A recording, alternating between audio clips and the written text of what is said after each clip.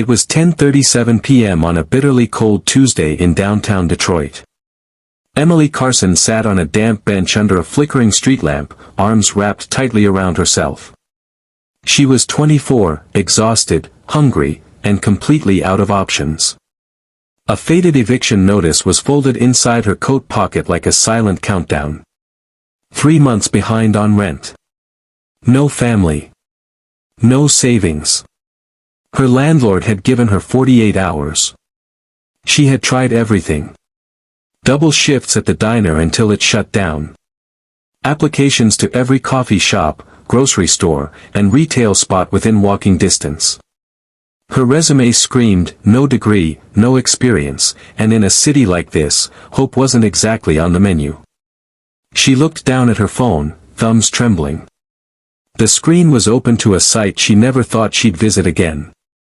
A place where desperation spoke louder than dignity. Her last post was still there, from nearly a year ago. One she deleted in shame. But tonight, it was either this, or sleep in the snow. With a shaky breath, she typed a new caption. Down on luck. Willing to meet. Need help tonight. Her finger hovered over the post button. She was about to tap it. And then came the low rumble of a motorcycle. She glanced up. The street was mostly empty except for the dark figure rolling up beside the curb. Matte black bike, thick tires, and a rider in a leather jacket and tinted visor. Emily tensed. The last thing she needed was more trouble. The engine cut off. The rider sat for a moment, then swung his leg off the bike and slowly approached. She gripped her phone tightly. You okay? He asked, his voice calm. Not threatening. Not flirtatious. Just, human. Emily didn't answer. She pulled her coat tighter. He took off his helmet. Beneath it was a man in his early 30s. A short beard, soft brown eyes, weathered but kind. Not the type you'd expect on a motorcycle in the middle of the night. But then again, neither of them belonged out here. I'm fine, she said, sharper than she meant to. He didn't flinch. You don't look fine. Emily rolled her eyes. What do you want?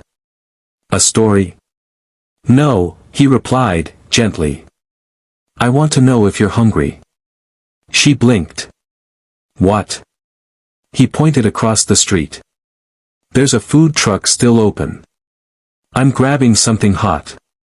You can come if you want. No strings. Every instinct told her to say no. Don't trust strangers. Don't get involved. But her stomach betrayed her, it growled so loudly it almost made her laugh. She nodded slowly. Okay. Just food. They sat on the curb with 2 steaming styrofoam containers. Tacos. Spicy, messy, amazing. He didn't ask about her story. Not at first. He talked about the city. How the potholes never get fixed. How the snow hits hardest just when you think it's over. And then, softly. You ever feel like everything's closing in at once? Emily froze mid-bite. Like you're buried, she said, finishing his sentence. He nodded. I was there, he admitted. 5 years ago. Got out of the military. No job. No family. Lived in my truck for 8 months. Thought about doing things I never imagined just to survive. Emily looked at him. What changed? A guy who ran a garage gave me a shot. Didn't ask for a resume. Just handed me a broom and said, start sweeping. That first paycheck felt like $1,000,000. She smiled sadly. I don't even want $1,000,000. I just want to sleep without crying. He looked at her, not with pity, but recognition. What if I offered you that same chance? She blinked. What? I own that garage now. We're short-staffed. It's not glamorous. You'll get greasy. Your nails won't survive. But it's a job. Honest pay. And it's yours if you want it. Her jaw dropped. You don't even know me. I know you're here, considering things no one should ever have to consider. And I know someone once believed in me when I didn't believe in myself. Emily stared at the taco in her hand, the warmth of it, the absurd kindness of this stranger. And you just do this for people? Not always, he said. But tonight? For you? Yeah. Call it fate. Call it timing. Call it a guy who still remembers what it's like to be forgotten. She wiped a tear from her cheek. Quietly, she asked, "What's your name?" Logan. The next morning, Emily showed up to the garage.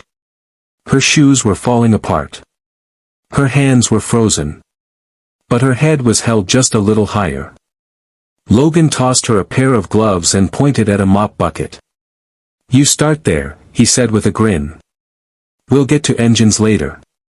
She laughed for the first time in weeks. Months passed. Emily learned how to change oil, rotate tires, fix brakes. She asked questions, stayed late, took notes. Logan introduced her to his small crew, tough on the outside, soft on the inside guys who quickly took her under their wing. She still had bad days. Days she doubted herself. But slowly, her confidence grew. She got her first full paycheck. Bought a real winter coat. Paid off 1 month's rent, then the next. She started sleeping through the night. Started smiling again. One night, as they closed the shop, Logan found her standing at the entrance, just staring at the "open" sign. "You okay?" he asked. She nodded. "You know. I almost posted that ad. I was this close. But you didn't." She looked at him. "Because you stopped." He shrugged.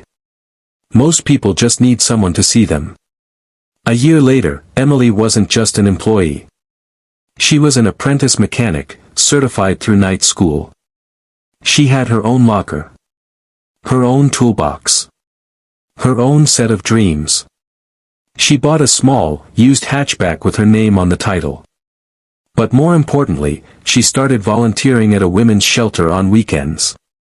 She told her story. She listened to others. And once, when she saw a girl sitting on the same corner bench she once occupied, she stopped. Emily's journey didn't end in a garage. It began there. Because one man believed in the power of pausing. In the idea that a small act of kindness could create a ripple, not just through one life, but through many.